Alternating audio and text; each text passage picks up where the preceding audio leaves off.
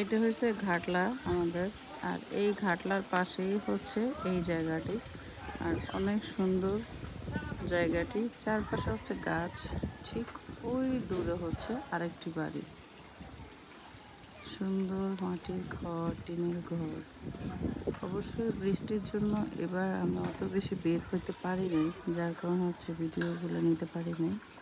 তারপরে হচ্ছে আমাদের এই পুকুরটা থেকে ভিউটা এত বেশি সুন্দর আসে, বলার মতো না। কিছুক্ষণ আগে হচ্ছে মেঘে একদম কালো হয়ে ঢেকে গেছিলো। ভাবলাম আমি একটু এসে এদিকে হচ্ছে একটু ভিডিও করি, সাথে সাথেই দেখতেছি রোদ চলে আসছে। তারপরও অনেক মেঘ আকাশে, খুব সুন্দর দেখতে। আপনাদের সবার কেমন লাগে এমন একটি গ্রাম বা এমন একটি পরিবেশ? এই যে দেখছেন, কিছুক্ষণের মধ্যেই হচ্ছে বৃষ্টি চলে আসলো। পুকুরে দেখা যাচ্ছে ক্লিয়ার যে বৃষ্টি পড়ে।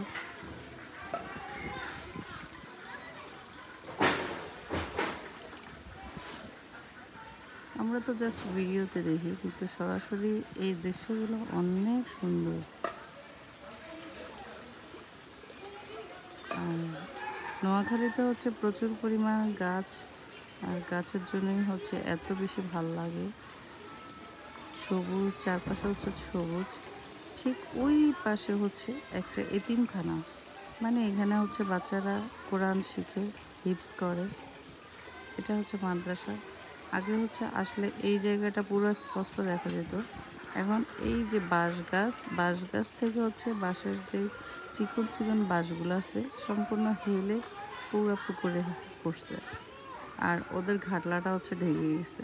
তো বাচ্চারা এখন দুপুরের খাবারটা খাওয়া শেষ হচ্ছে, যার যার প্লেট ধুইতে আসছে। একটু একটু করে দেখা যাচ্ছে। বহু বছর আগের একটা ঘটনা, এরকম একটা ছোট্ট বাচ্চা এই মাদ্রাসায় আমি দেখি। আর ওই বাচ্চাটাকে আমি নিয়ে যেতে চাইছিলাম আমার নিজের ছোট ভাই বানাবো, কারণ আমার ছোট কোনো ভাই নাই, বোন নেই। আর সেজন্য ওই বাচ্চাটাকে প্রায় টাইম আমি আদর করতাম যখনই আসতাম। তখনও আমি কিন্তু পড়ালেখা চলাকালীন ছিলাম। দুষ্টুমি করতেছে পানি নিয়ে বাচ্চারা। যাই হোক, সবাই ভালো থাকবেন। আর এই বৃষ্টি কিছুক্ষণের মধ্যেই হচ্ছে একদম ঝেঁপে চলে আসছে। এখন প্রচুর পরিমাণ বৃষ্টি।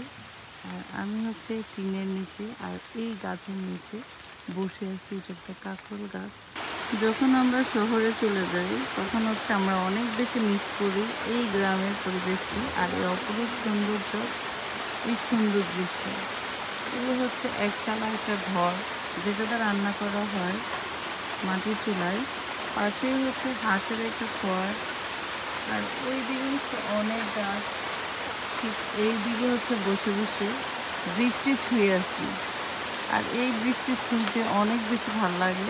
যেটা শহরে আমরা হচ্ছে ছাদে, ব্যালকনিতে হালকা একটু হাত লাগিয়ে হচ্ছে বৃষ্টির পানি ছুঁই, কিন্তু গ্রামে এরকম খোলা একটা পরিবেশে চাইলেই কিন্তু আমরা ভিজতে পারি না। কারণ গ্রামের সামাজিকতা পরিবেশটা হচ্ছে একদম অন্যরকম। তবে এটা খারাপ না, অনেক বেশি ভালোও লাগে। যেমনি বাতাস এমনি বৃষ্টি। দুপুরে লাঞ্চ এখনও না খেয়ে হচ্ছে এখানে বসে বসে ভিডিও করছি। সারা জীবনের স্মৃতিটা নিজের পেজে হচ্ছে এইভাবে রেখে দিব সাজিয়ে। চলে গেল সে বৃষ্টি। কিছুক্ষণ পর পরই হচ্ছে বৃষ্টি আসে, আবার চলে যায়, আবার রোদ আসে। সাথে যদি এক কাপ চা হতো তাহলে ভালো হতো, কিন্তু দুর্ভাগ্য, চায়ের কথা বললে এখন আমাকে মাইর খেতে হবে, কারণ আমি এখনো ভাতও খাইনি।